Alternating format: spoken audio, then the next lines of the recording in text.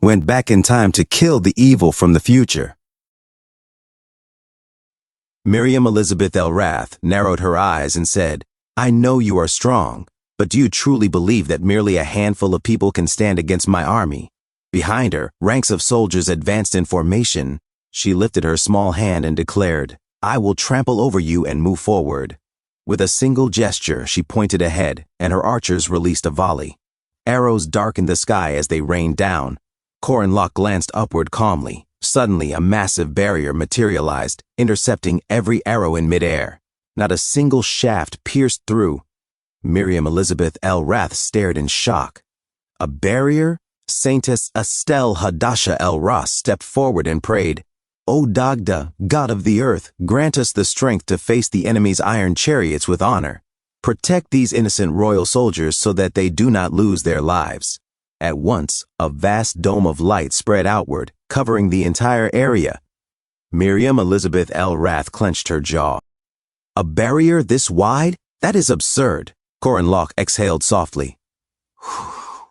He thought to himself, "This place where the mound stands is called Dana Sui, even within Zion's holy land. It is an underground city built in ancient times by the Danan under Dagda.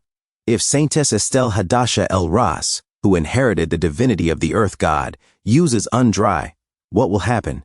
Undry possessed no power on its own." A system notification appeared. Infinite Cauldron.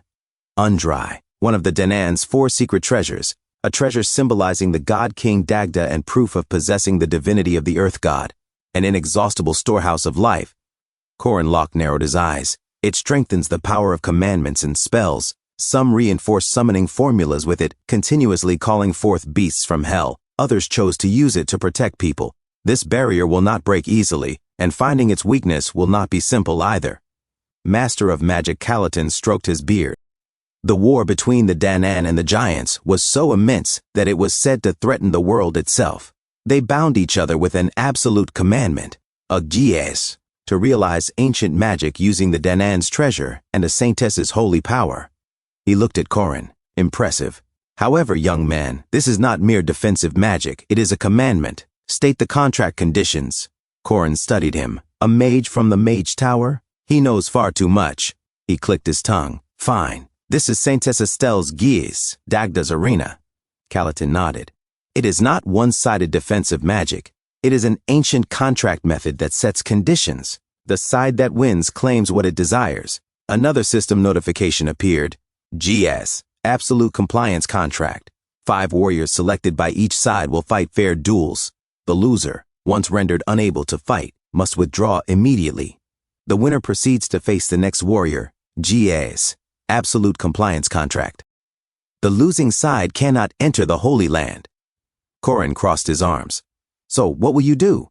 "I doubt you will abandon the mound and return quietly." Miriam Elizabeth Elrath laughed softly. "Not bad, Sir Corin. Very well. In the end, I will be the one laughing last. I accept your proposal. Let us begin the duel." Corin's expression hardened. "The Gias is powerful grand magic, nearly impossible to break. But once the rules are established, they bind everyone equally. That means this will not necessarily favor us." Suddenly, Estelle Hadasha El-Ras's image flickered and shattered. Alicia Arden gasped. "Why did we lose? The fight has not even begun." Corin answered grimly. "There is no helping it. Estelle is currently holding back the demi-humans. Maintaining the Gies alone is already pushing her to her limits. She does not have the capacity to fight. If she cannot fight, then under the contract, she is considered defeated." A system notification appeared. Under the gaze, a loser who is incapable of fighting must withdraw immediately. Miriam Elizabeth Elrath smiled. "So, 4 remain." Calatin adjusted his robes. "From the beginning, activating a GS always requires accepting a disadvantage. Very well. Let us proceed to the second duel." Estelle's shattered image faded completely. Calatin stepped forward, facing Ron. Ron exhaled slowly. "Who?" Calatin's eyes gleamed. "How fortunate. To think that in my later years, I would witness grand magic spoken of only in ancient records, and perhaps even see the Gold Wolf clan. It has been far too long since I last examined a living specimen." Ron stiffened. Are you from the Mage Tower?" Calatin smiled faintly. "Yes. I study creatures such as yourself and refine them into more perfect life forms." A magic circle flared beneath his feet. From it emerged a massive beast wreathed in flames. "I am Elder Calatin, leader of the School of Beasts." He thrust his staff forward and the creature lunged. Ron leapt aside in a blur, narrowly avoiding the flame. With effortless precision, he evaded the blazing assault as the second duel began. Alicia Arden stared wide-eyed. He is insanely fast. Warren tilted her head slightly. Oh, Ron smirked. My older brother once told me that stopping for even 1 second is the same as giving the enemy 1 second. He burst forward, closing the distance to Master of Magic Calatin in an instant. Corin Locke watched carefully. He told us that during hunting ground practice, those movements are impressive, but a heavy blow struck Ron square in the face. His body shot backward and slammed into the wall with tremendous force. Warren clicked her tongue. Sloppy. You should have killed the chimera first. It is large and powerful, but slow. You could have taken it down. Ron refocused, locking his gaze, only to be struck again. Calatin observed in silence as the chimera pinned Ron down and stomped on him. Ugh! Flames gathered in the beast's mouth. A torrent of fire engulfed Ron, scorching him until smoke rose from his body. Ugh! Through the pain, Ron forced himself to look closely. This creature, it is stitched together from many parts, and yet, I can tell, it is my own kind. The chimera let out a distorted cry. Calatin laughed. The Gold Wolf Clan's golden fur is excellent material. It enhances defense and resistance, and it looks magnificent as well. But in the end, it is merely a beast.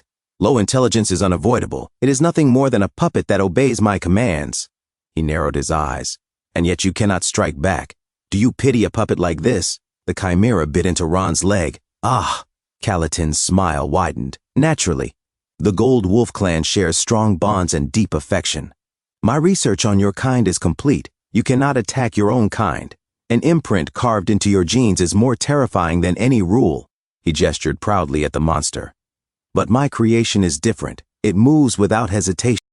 Observe this chimera that perfectly compensates for the Gold Wolf's weaknesses. The School of Beast, which edits and reconstructs genes at will, is the academic field closest to godhood.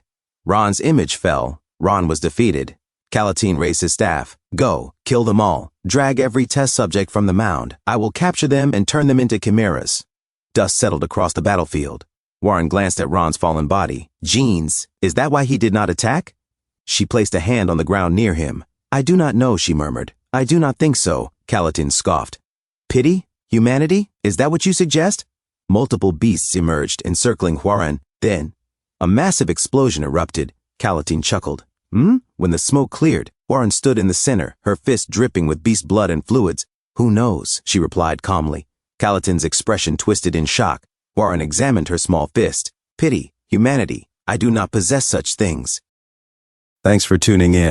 I truly appreciate each and every one of you who took the time to watch this video. Don't forget to hit that like button and subscribe for more content like this. If you enjoyed what you saw, consider sharing my videos or channel with your friends who might also enjoy it. Your support means the world to me and helps my channel grow. Let's keep this community thriving together. Until next time, see you in the next video.